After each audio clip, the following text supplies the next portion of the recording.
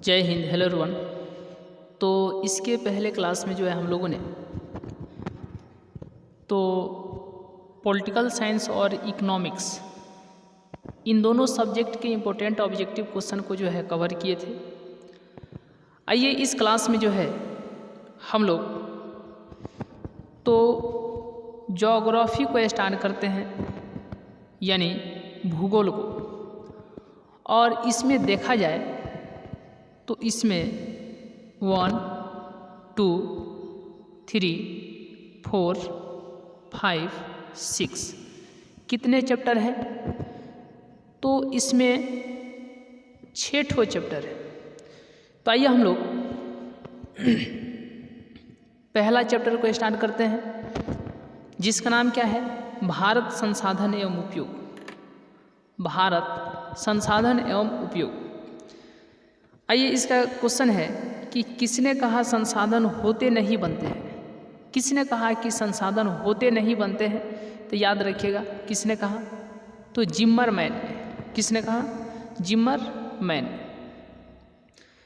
Next question है कि निम्नलिखित में से कौन सा संसाधन प्राकृतिक संसाधन है? निम्नलिखित में से कौन सा संसाधन जो है प्राकृतिक संसाधन है? तो याद रखिएगा भूमि। क्या? भूमि।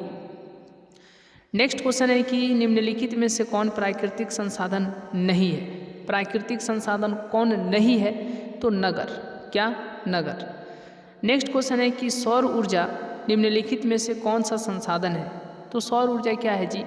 नवीकरणीय संसाधन है। ठीक है, सौर ऊर्जा क्या है? नवीकरणीय। अब नवीकरणीय संसाधन क्या होता है? दो होते हैं, एक होते हैं नवीकरणीय संसाधन और दूसरा होता है अनवीकरणीय संसाधन। नवीकरणीय संसाधन उसे कहा जाता है जिसका उपयोग करने के बाद फिर से निर्माण किया जा सके, लेकिन अनवीकरणीय संसाधन उसे कहा जाता है जिसका उपयोग करने के बाद पुनः निर्माण नहीं किया जा सके। ठीक है, या उसके निर्माण में बहुत काफ़ी वर्ष लग जाते हैं, लाखों वर्ष, हजारों वर्ष से भी ज़्यादा लग जाते हैं।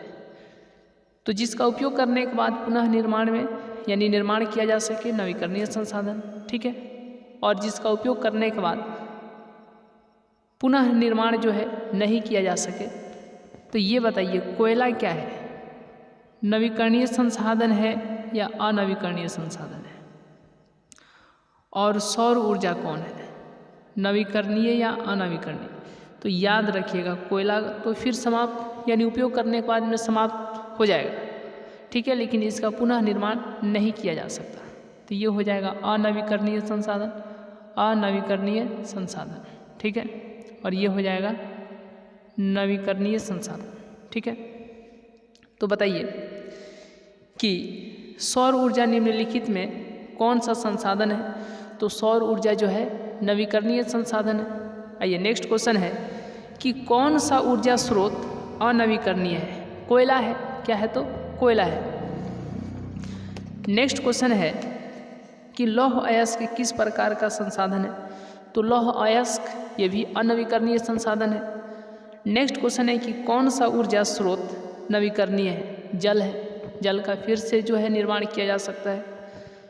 आइए नेक्स्ट क्वेश्चन है इनमें किस प्राकृतिक संसाधन का भंडार सीमित है? खनिज तेल का। किसका?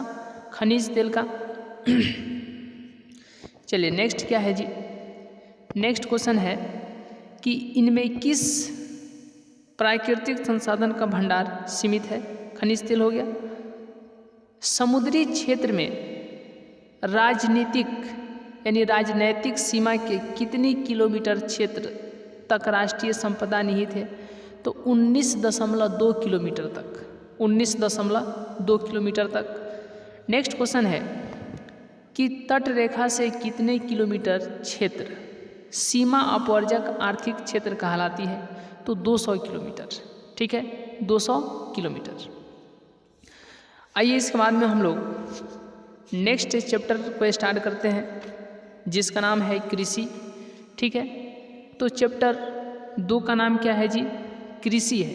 आइए इसको स्टार्ट किया जाए। चलिए, तो इसका सबसे पहले क्वेश्चन है, देखिए क्वेश्चन है कि भारत में सकल राष्ट्रीय उत्पादन में कृषि का योगदान कितना प्रतिशत है? कितना प्रतिशत है कृषि का योगदान? तो 13.7%। कितना प्रतिशत? 13.7%। नेक्स्ट क्वेश्चन है कि भारत की कितनी प्रतिशत आबादी प्रत्यक्ष या अप्रत्यक्ष रूप से जो है कृषि कार्य में लगी हुई है? तो 53.8%। कितना? 53.8%।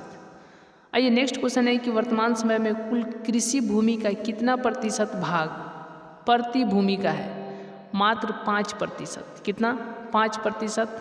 उसके बाद आइए नेक्स्ट क्वेश्चन है कि भारत के कुल भूभाग का कितना प्रतिशत भाग मैदानी है? तो 43% भाग जो है मैदानी है। ठीक है, 43% भाग जो है मैदानी है। देखिए, अगर हम लोग जैसे ये भारत की बात करते हैं, किसकी? भारत की, तो ये मानते हैं भारत है। ठीक है, तो इस भारत में मैदानी भाग जो है, मैदानी भाग जो है कितना है जी? 43% है। पर्वत की अगर बात करें तो पर्वत जो है 30% है, और पठार की बात करें तो 27% है। ये जोड़िए तो टोटल 100% है कि नहीं? 7 3 10 के 0 हाथ में 1, 3 2 5 4 9 1 10, ये 100% हो गया। तो याद रखिएगा, मैदानी कितने प्रतिशत है? 43%, पर्वत 30% और पठार कितना प्रतिशत? 27%। तो इसमें क्वेश्चन में पूछा क्या गया है कि भारत के कुल भूभाग का कितना प्रतिशत भाग मैदानी है? तो 43% मैदानी है, तो 43%। आइए नेक्स्ट क्वेश्चन है कि भारत में लगभग 2/3 यानी 2/3 लोगों की जीविका का आधार क्या है? कृषि है। क्या है? कृषि है। नेक्स्ट क्वेश्चन है कि झूम कृषि किस प्रकार की कृषि है? स्थानांतरित कृषि है। झूम कृषि जो है स्थानांतरित कृषि है। नेक्स्ट क्वेश्चन है कि भारत के किस राज्य में सोपानी, सोपानी मतलब होता है सीढ़ी नुमा, सीढ़ी नुमा खेती प्रचलित है? याद रखिएगा, ये इंपोर्टेंट क्वेश्चन है। ठीक है, भारत के किस राज्य में सोपानी यानी सीढ़ी नुमा खेती प्रचलित है? तो उत्तराखंड में। किस राज्य में जी? तो उत्तराखंड में। आइए नेक्स्ट क्वेश्चन है कि झूम खेती भारत में किस भाग में की जाती है? पूर्वोत्तर भाग में। किस भाग में? तो पूर्वोत्तर भाग में। नेक्स्ट क्वेश्चन है कि निम्नलिखित में से कौन सा उस कृषि प्रणाली को दर्शाता है जिसमें एक ही फसल लंबे चौड़े क्षेत्र में उगाई जाती है? तो याद रखिएगा, रोपण कृषि। कौन सा कृषि? रोपण कृषि। नेक्स्ट क्वेश्चन है कि इनमें से कौन सा यंत्र प्रारंभिक जीविका कृषि कार्य के लिए उपयोगी नहीं है? ट्रैक्टर। कौन सा? तो ट्रैक्टर। आइए अब इसके बाद हम लोग नेक्स्ट चैप्टर का नाम क्या है? निर्माण उद्योग है, यानी चैप्टर नंबर 3 का नाम क्या है? पार्ट 3 का नाम क्या है? निर्माण उद्योग। आइए इसको स्टार्ट करते हैं, और इसका क्वेश्चन यहाँ पर सबसे पहले क्या है? तो देखिए,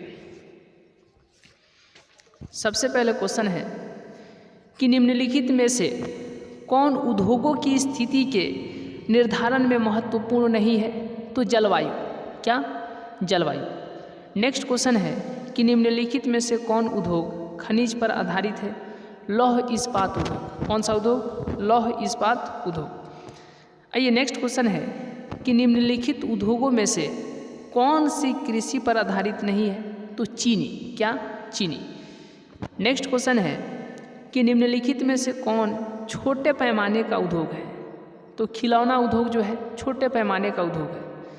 नेक्स्ट क्वेश्चन है कि निम्नलिखित में से कौन उद्योग सार्वजनिक क्षेत्र के अंतर्गत आता है? तो बोकारो लौह इस्पात उद्योग। कौन सा उद्योग? बोकारो लौह इस्पात उद्योग। नेक्स्ट क्वेश्चन है निम्न में से कौन निजी क्षेत्र की कंपनी नहीं है? तो सेल। क्या? तो सेल। नेक्स्ट क्वेश्चन है कि भारत में पहली सूती मिल कहाँ स्थापित की गई? तो भारत में पहली सूती मिल जो है मुंबई में स्थापित की गई। कहाँ? मुंबई में स्थापित की गई। नेक्स्ट क्वेश्चन है कि मुंबई में प्रथम सूती कपड़ा मिल किस वर्ष स्थापित की गई? 1854 में। किस वर्ष? 1854 में। चलिए नेक्स्ट क्वेश्चन है कि पहली आधुनिक सूती मिल मुंबई में स्थापित की गई थी क्योंकि मुंबई जो है एक पतन है। ठीक है, ये भी बात सही है। यह कपास उत्पादन क्षेत्र के निकट स्थित है, ये भी बात सही है, ठीक है। मुंबई में पूंजी उपलब्ध थी, ये भी सही है, यानी उपर्युक्त सभी, ऑप्शन नंबर डी होगा। आइए इसके बाद नेक्स्ट क्वेश्चन देखते हैं कि इनमें कौन सूती वस्त्र उत्पादन में अग्रणी है। तो सूती वस्त्र उत्पादन में अग्रणी यानी सबसे आगे कौन है, मुंबई है। कौन है, तो मुंबई है। आइए अब इसके बाद हम लोग नेक्स्ट चैप्टर जिसका नाम क्या है, जिसका नाम है परिवहन, संचार एवं व्यापार, यानी चैप्टर नंबर 4, पार्ट 4 का नाम क्या है, तो परिवहन, संचार एवं व्यापार। परिवहन, संचार एवं व्यापार।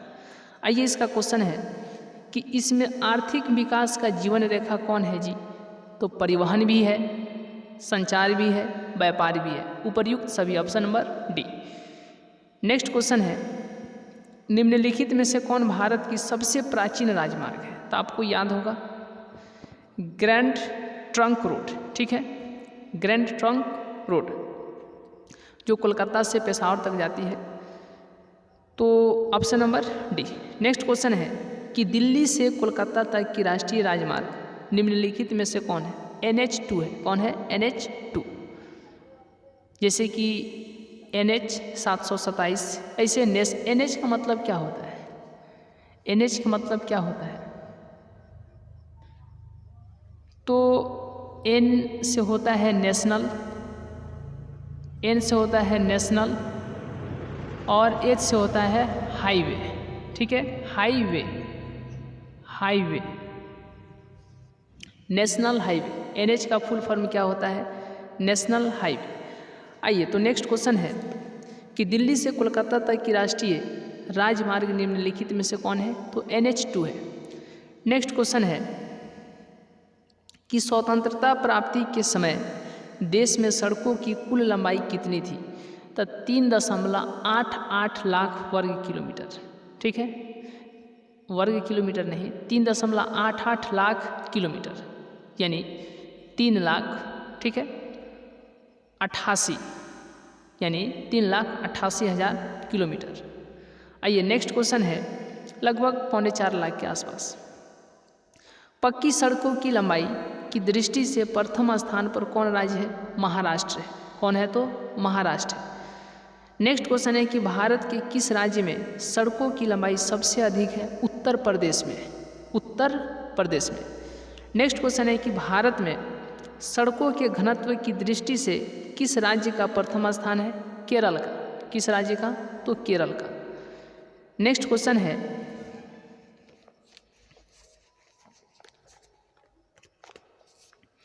चलिए नेक्स्ट क्वेश्चन है कि नागपुर सड़क योजना के अंतर्गत सड़कों को कितने भागों में बांटा गया है, 4 भागों में बांटा गया है। कितने भागों में, 4 भागों में।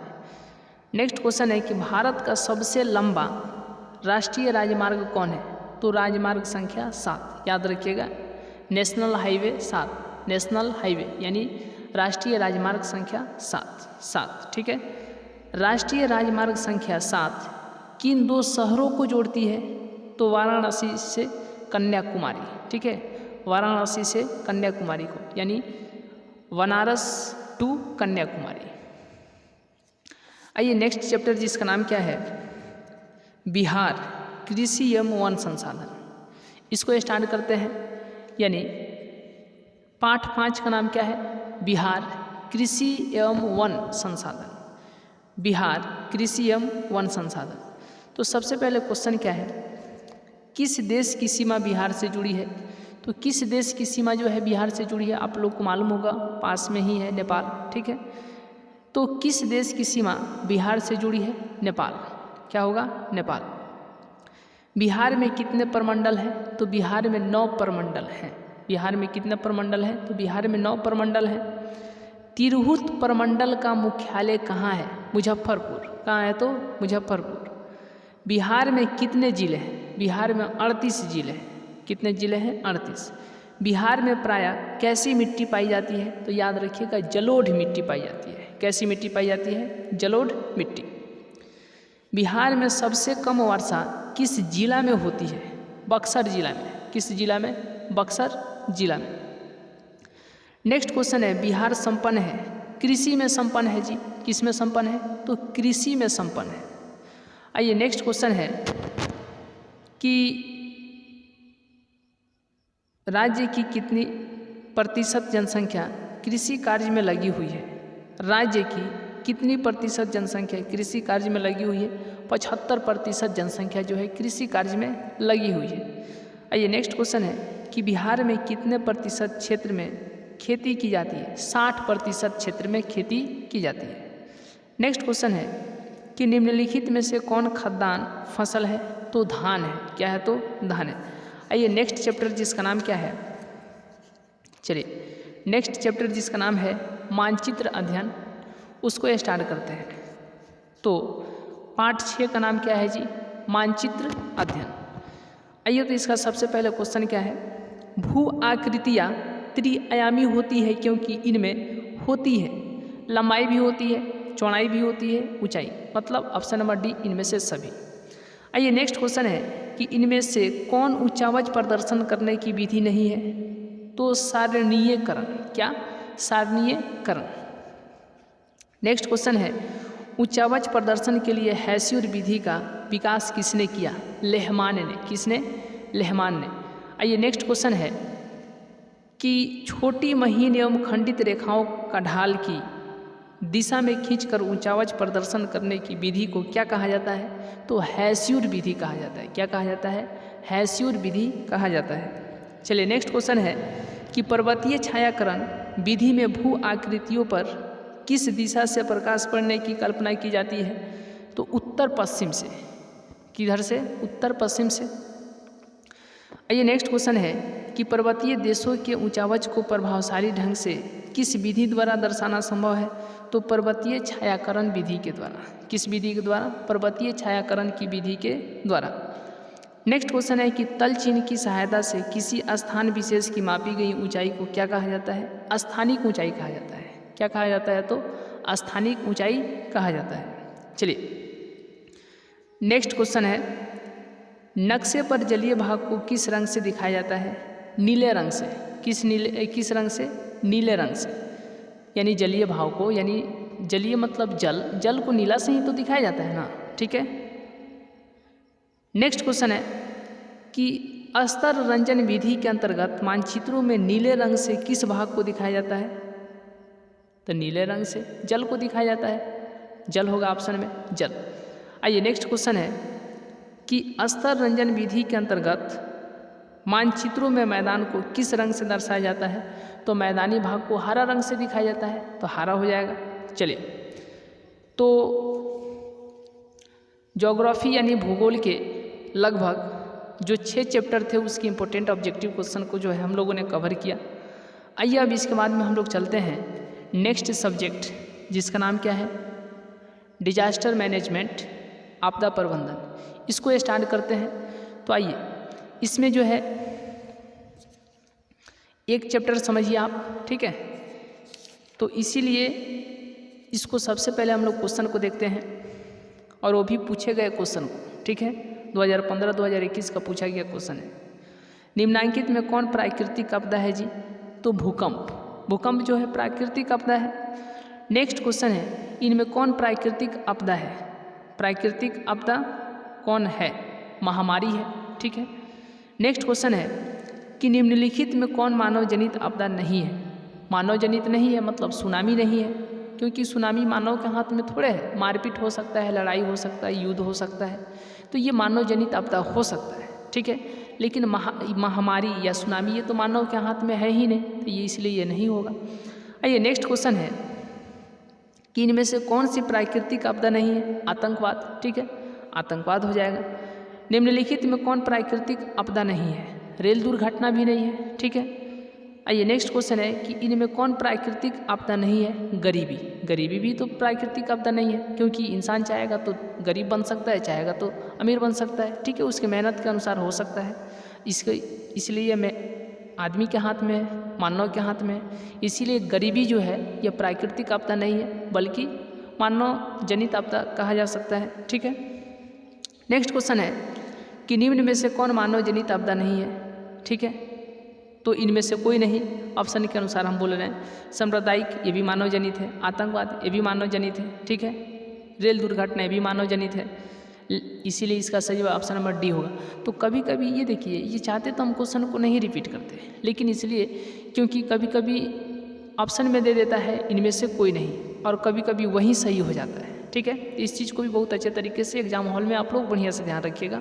अपने मन को संतुलित रखने की जहाँ तक हमें उम्मीद है आप लोग बहुत अच्छे तरीके से रख पाएंगे। देखिए नेक्स्ट क्वेश्चन है कि इनमें कौन मानव जनित आपदा है? सांप्रदायिक दंगे ये भी है, आतंकवाद ये भी मानव जनित है, मानव के हाथ में है, रेल दुर्घटना ये भी है, उपर्युक्त सभी, ऑप्शन नंबर डी। आइए नेक्स्ट क्वेश्चन है कि मानव जनित आपदा है, आतंकवाद है। भोपाल गैस त्रासदी किस प्रकार की आपदा थी? तो मानव जनित आपदा थी। नेक्स्ट क्वेश्चन है कि कितने प्रतिशत कम वर्षा होने पर किसी क्षेत्र को सूखा घोषित कर दिया जाता है? 75%। कितना? 75%। नेक्स्ट क्वेश्चन है बिहार की किस नदी को बिहार का शोक कहा जाता है? कोसी नदी को बिहार का शोक कहा जाता है। 1999 का भयंकर चक्रवात किस राज्य में आया था? उड़ीसा में आया था। किस राज्य में? उड़ीसा में। बिहार में विनाशकारी भूकंप कब आया था? 1934 में आया था। कब आया था? 1934 में आया था। भारत का विनाशकारी चक्रवात किस वर्ष आया था? तो 29 अक्टूबर 1999 में आया था। 29 अक्टूबर 1999 में आया था, वहीं 1999 में। पश्चिम बंगाल की शोक किस नदी को कहा जाता है? दामोदर नदी को कहा जाता है, लेकिन बिहार में कोसी नदी को और बंगाल में, पश्चिम बंगाल में दामोदर नदी को। भारत में अत्यंत विनाशकारी भूकंप आया था जी, 1934 में आया था। ठीक है, इनमें सर्वाधिक आपदाग्रस्त राज्य कौन है? बिहार है। ठीक है, बिहार है। बाढ़ क्या है? प्राकृतिक आपदा है। देखिए सबसे पहले हम लोग समझ लेते हैं, ये तो अब समाप्त हो गया, लेकिन डिजास्टर मैनेजमेंट, आपदा प्रबंधन, इसके कुछ 2 नंबर में आएगा आपको लिखने के लिए कि आपदा क्या है, ये कितने प्रकार के होते हैं। तो आपदा जो है यानी घटना को कहा जाता है। ठीक है, और ये याद रखिएगा, जैसे हम आपसे पूछते हैं कि रेल दुर्घटना कैसी आपदा है, प्राकृतिक या मानव जनित? तो ये तो मानव जनित है जी, क्योंकि अगर इंसान अच्छे तरीके से चलेगा, हर एक चीज़ का ध्यान रखेगा, तो कभी दुर्घटना होंगी ही नहीं। और वो भी रेल दुर्घटना, उसमें तो इतना ज़्यादा सावधानी दिया जाता है, फिर भी लापरवाही के कारण कभी कभी हो जाती है। तो रेल दुर्घटना जो है ये मानव जनित आपदा है, प्राकृतिक आपदा नहीं है। तो इसी तरीके से जो है यानी आपदा की अगर हम लोग बात करें, आपदा, ठीक है, तो इसको मुख्यतः 2 भागों में बांटा जा सकता है। ठीक है, पहला जो है प्राकृतिक आपदा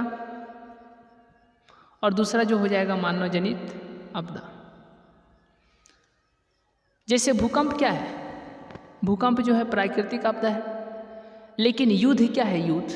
युद्ध बताइए, युद्ध क्या है? युद्ध तो मानव जनित है, मानव चाहेगा तो युद्ध होगा, नहीं चाहेगा तो नहीं। लेकिन महामारी प्राकृतिक आपदा है, क्योंकि ये मानव के हाथ में नहीं है। ठीक है, इसी तरीके से बहुत सारे आपदाएं हो सकते हैं। उदाहरण के लिए अनेकों जो है आप लेने को ले सकते हैं। सीधे सीधे समझिए, जो प्रकृति के द्वारा घटना होती है उसे, जैसे सूखा, बाढ़ आ जाएगा, ये सब प्रकृति के द्वारा होते हैं। ठीक है, तो ये प्राकृतिक आपदा है। और कुछ जैसे युद्ध, अशांति, ठीक है, दुर्घटना या किसी भी प्रकार के, जैसे मनुष्य के द्वारा जैसे ठोकर लगना, ठीक है, जिसको दुर्घटना, कार दुर्घटना, रेल दुर्घटना, मोटरसाइकिल दुर्घटना, साइकिल दुर्घटना नहीं होता है, बहुत कम होता है। तो इस तरीके से जो है कार दुर्घटना, ट्रक दुर्घटना, कुछ भी हो सकता है, बस दुर्घटना, ये सारे के सारे दुर्घटनाएं, युद्ध, ये सब आ जाएंगे मानव जनित आपदा में। लेकिन जो प्रकृति के द्वारा, जैसे भूकंप, सुनामी, ठीक है, महामारी, ये जो है प्राकृतिक आपदा है। तो हमें उम्मीद है कि आप आपदा को अच्छे तरीके से समझ पाए होंगे। तो आज का क्लास यहीं तक, मिलेंगे नेक्स्ट क्लास में, नेक्स्ट वीडियो में, तब तक के लिए बहुत बहुत धन्यवाद।